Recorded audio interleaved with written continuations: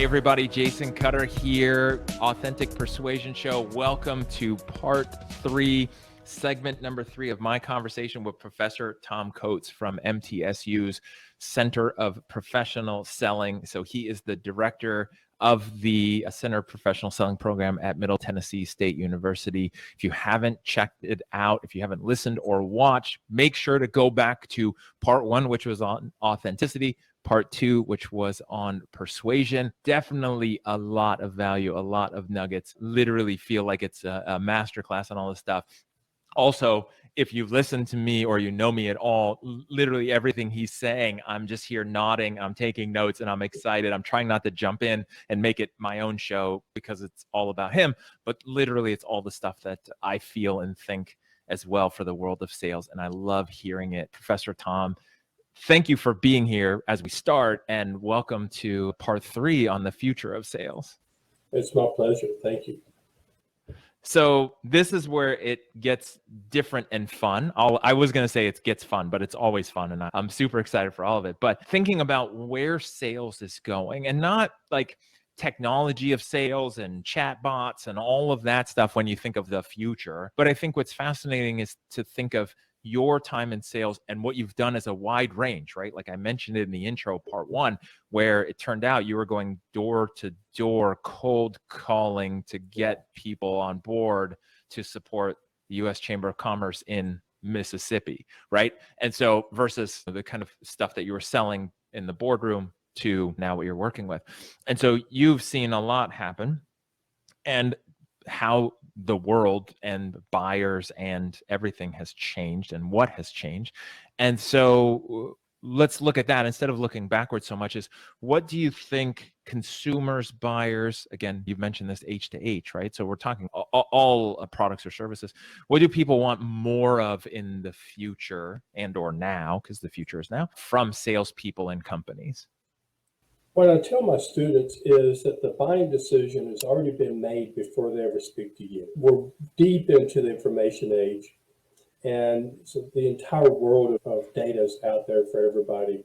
I use the example of Amazon.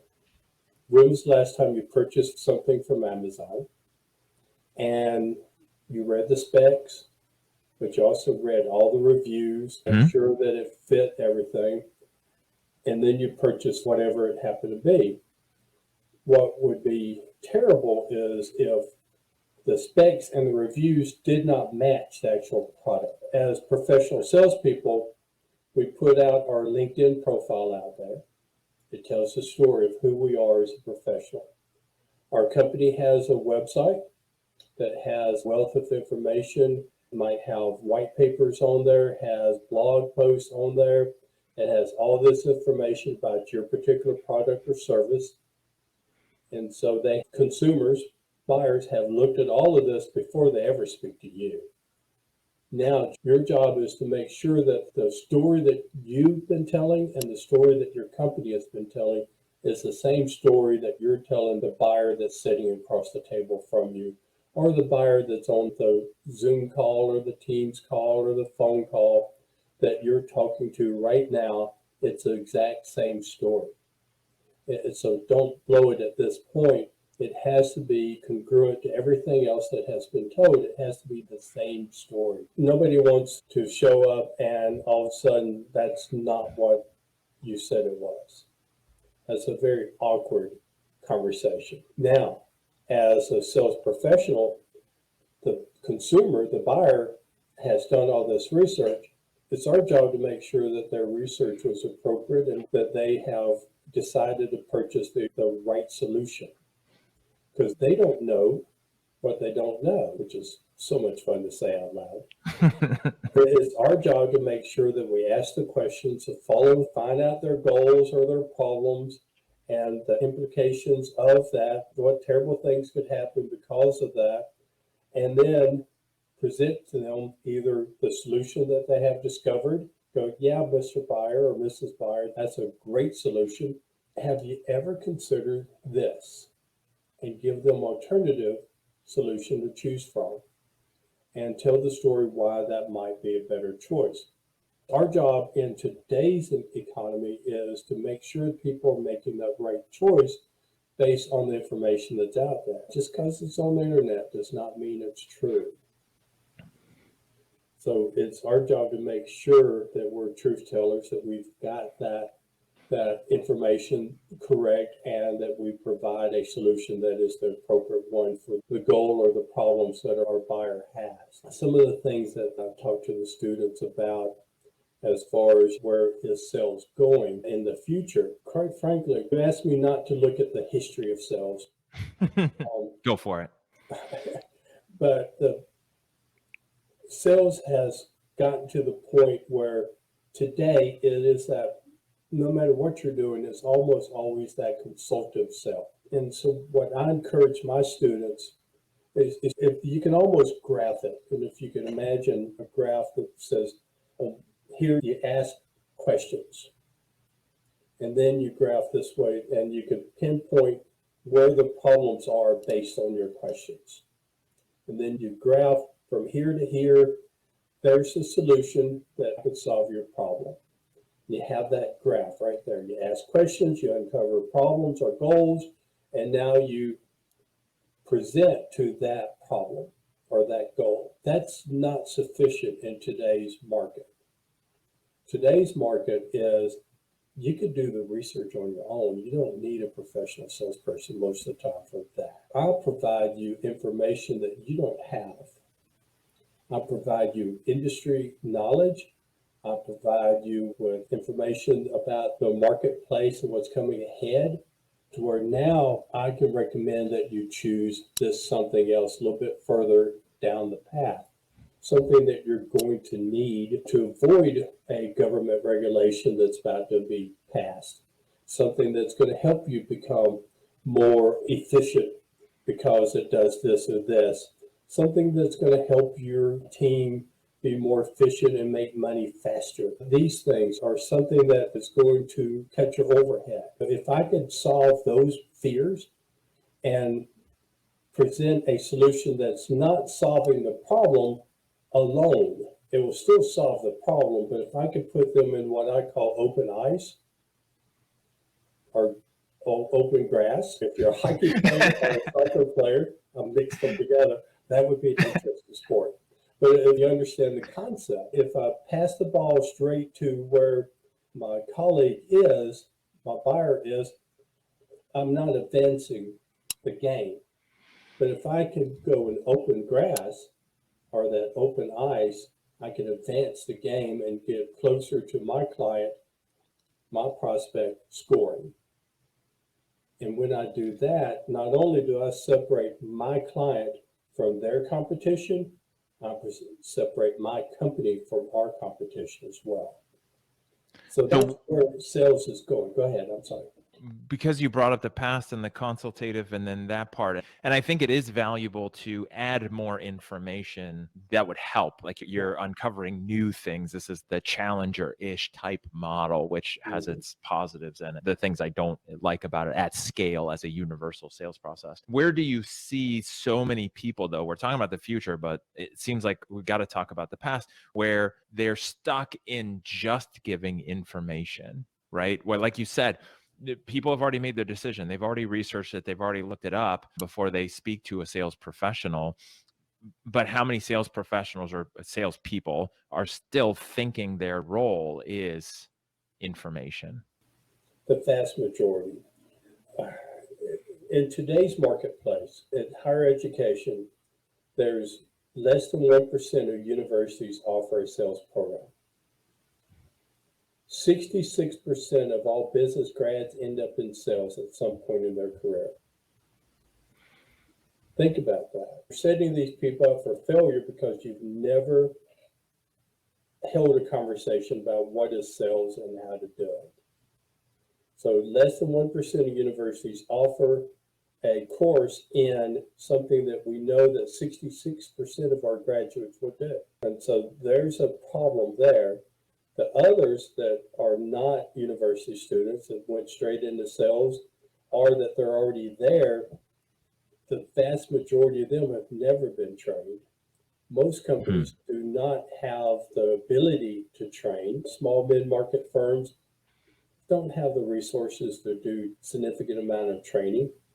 And so the turnover rate in salespeople is incredible because they're set up to fail. I'm trying to break that cycle at MTSU where my students, they walk out the door with some amazing foundational skill sets so that they can be productive for their employer faster and more productive sooner.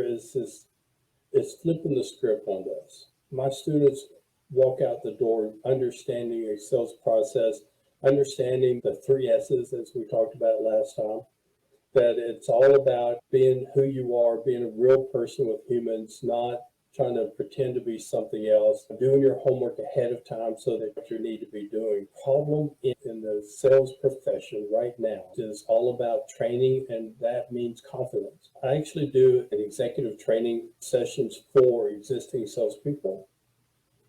And so I always ask them, what is the number one reason why you're taking this class? And the vast majority are saying that they want to be more confident in what they do. Now, often it's they're good at what they do, they just don't know why. I understand it's unconsciously competent, right? And so my task at that point is to help them become consciously competent. Because if you're consciously competent, then you could copy and paste that success. If you have no idea how you achieve that, you just know you're successful, how can you copy and paste that for your future?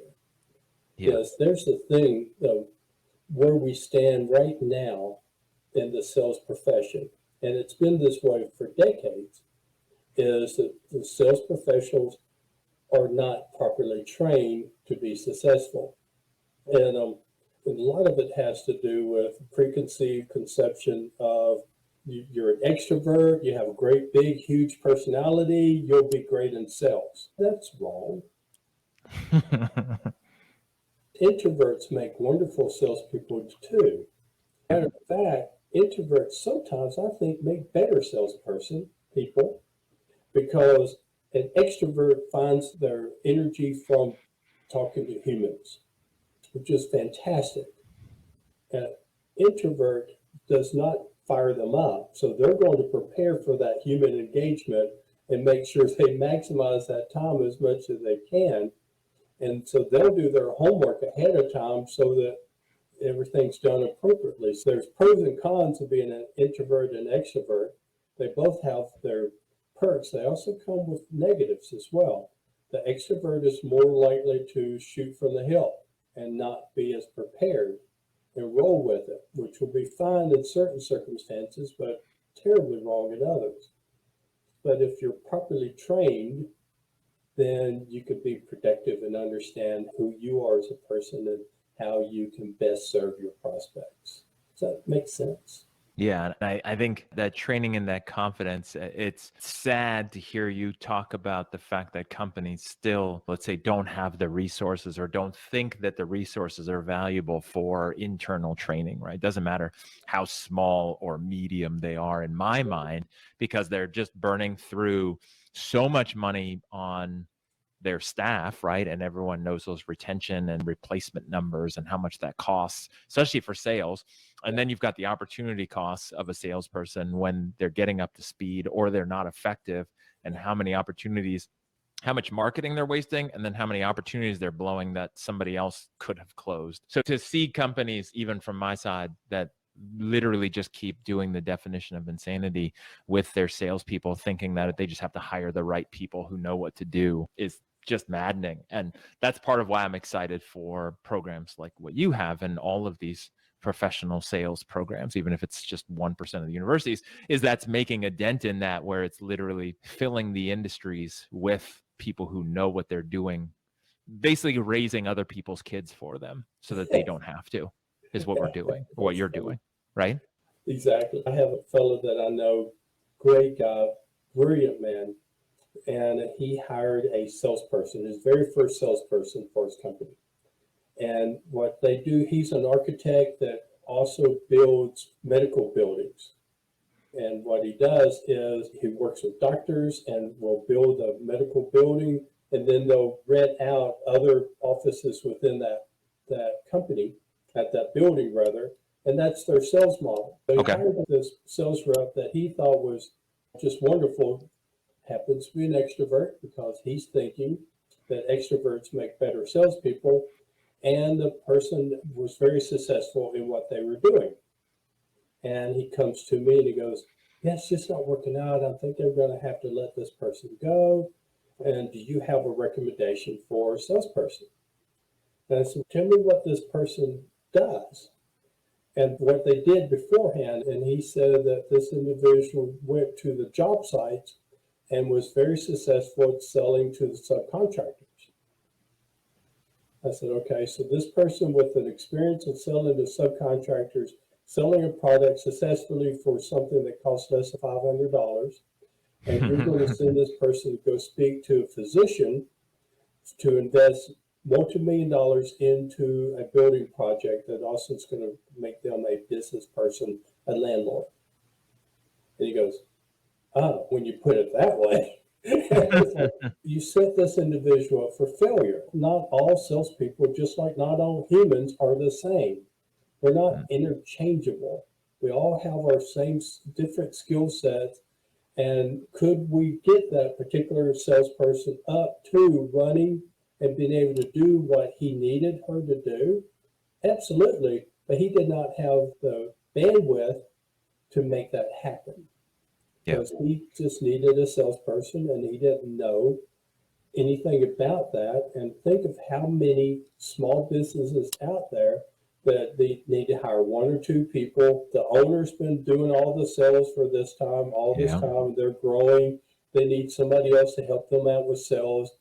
And all of a sudden they think that they have hired a mind reader, somebody who fully understands exactly their company, what's in their brain, and can go out and copy and paste that in the market.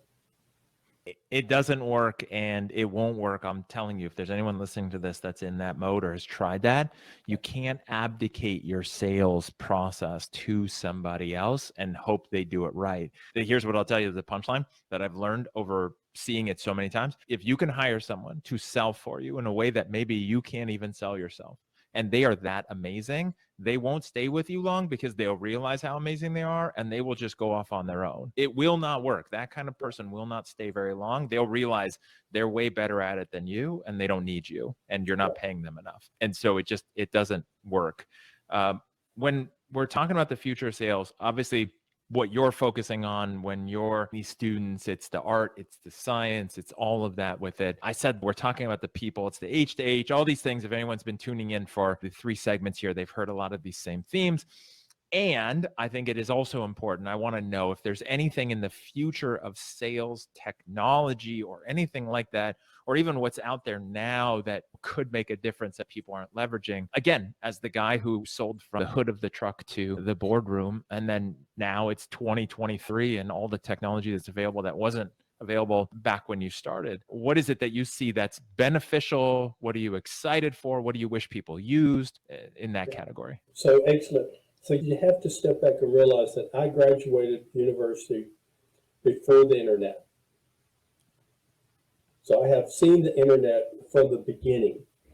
And my friends, if you're not leveraging that technology that's out there for you, then you're backing up. Life is a stream, and if you're just treading water, then you're falling behind. When I first started going door to door, to business, my CRM was a set of shoe boxes with note cards.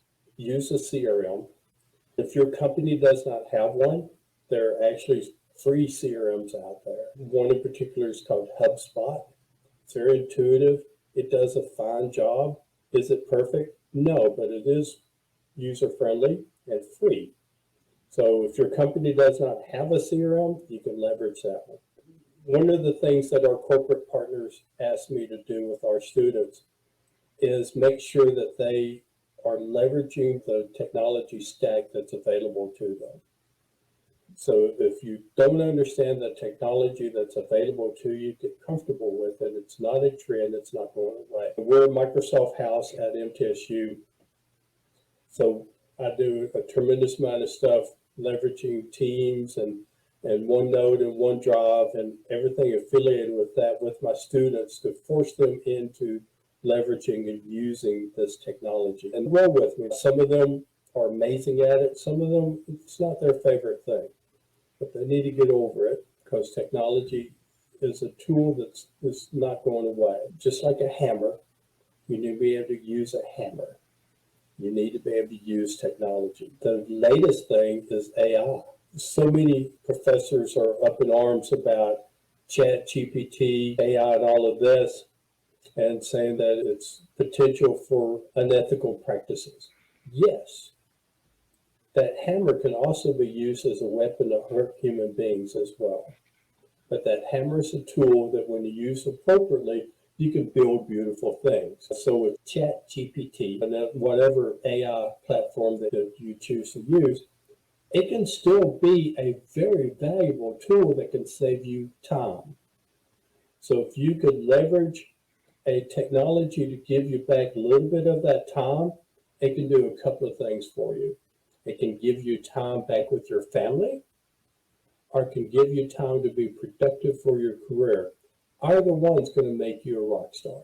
So leverage technology, learn it, don't be afraid of it, embrace it because it's not going away, including this AI stuff that's just incredible. There's so many things that you could do with it.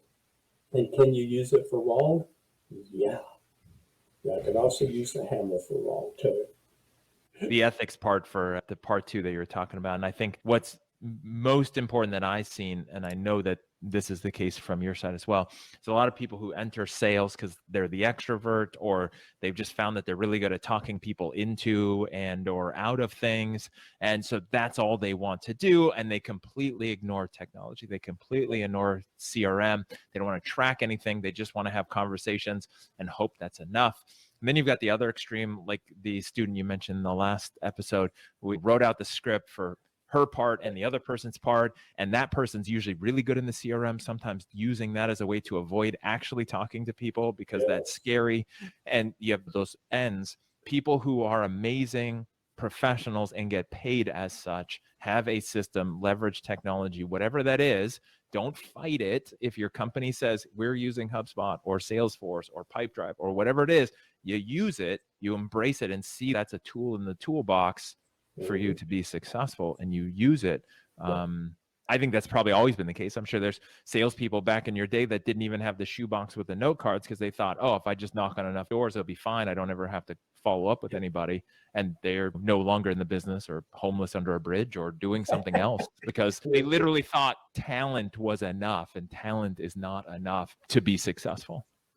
Yeah, old school that your workday begins the night before. That mentality has not gone away, and it will not go away. No, and there's a lot of people who, and I think some of this is technology.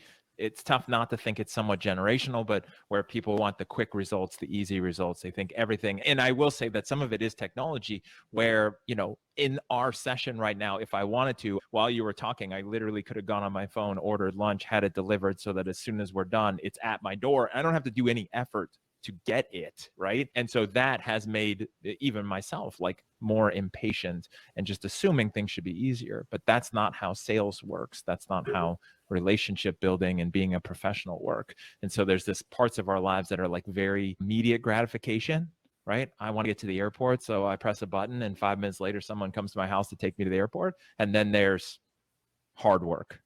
You mentioned something that I think you should also, as a professional, regardless if it's in sales or whatever, is that you look at the technology that is there and where is it going, because the company that manufactured buggy whips is not the same size as it was 100 years ago. So if for instance, in the people that do travel bookings, there used to be travel booking companies all over the place. Now, not so much. So look at the technology, and if it looks like that your particular service has potential to be translated into technology, then you need to continue to embrace the technology and learn new skills that makes you more marketable. And it's all about life is a stream, and there's a current in the stream. If you're just treading water, doing the same thing you've always done for years, you're backing up. You're going to go with the flow instead of where you want to head. And then you're just a victim to the forces of nature. right? Instead of paddling your boat or driving the boat where you want to go. Somebody said the other day that AI is not going to take your job. The guy that knows how, or the guy or lady that knows how to use AI will. Yeah. And really it comes down to, if AI can take your job, then how valuable was it? And are you actually providing any value? For the same reason, if a robot can take over your job, and now most of us know that we can check out ourselves out of the grocery store. If you're worried that you can be replaced by a touch screen, then what are you, like, where's your value? And then how can you ensure that you are valuable in whatever way that is for you as a person? I love this for the future of sales. Again, my goal was 3 20-minute conversations, and this has been 3 not 20-minute conversations. Anyone who knows me knows that there's no way that's going to happen. Anyway, Professor Thom, if people want to follow up with you, again, if they haven't caught the first 2 episodes, I don't know why, but maybe you just jump to the final segment. You want to know about the future of sales from Mr. Professor Thom Coats. People can find you on LinkedIn if they search for you on there, and then also mtsu.edu/professional-selling to find out more about the program. If you want to check it out, maybe be a part of it as a student, be a part of it as a corporate sponsor, be involved in some way. Obviously, I can't say enough positive, great things because of the mindset you have. And literally, as you're talking about all this, I'm just agreeing the whole time, which doesn't make for a really hard debate, but my show isn't about arguing and fighting for the sake of arguing and fighting. I just love people who get it and are advancing the world of sales. And so on that note, I truly appreciate what you're doing with the future of sales and salespeople in really shifting what someone getting into sales like realizes and sees as their role, and sees what is important to themselves and to customers, instead of perpetuating what people do by default when they get into sales. Mr. Thom, I appreciate you being on here and talking about the future of sales and all 3 of these conversations. It's been my pleasure. Thank you. And for everyone tuning in, again, I say this all the time, I just appreciate you hopefully getting some value from this, taking some notes, getting some gems from this, maybe reaffirming things that you do already, or the way you see the future of sales. The future is now. Maybe it's some new mindsets, some new shifts, maybe some things that Professor Thom said. You're like, wow, I didn't think about that. And maybe I've got to do something different, maybe in my own organization with my salespeople, or as a salesperson with technology. And so hopefully this changes you in some way. As always, I appreciate you being here, and thank you for helping fill the world with authentic persuaders.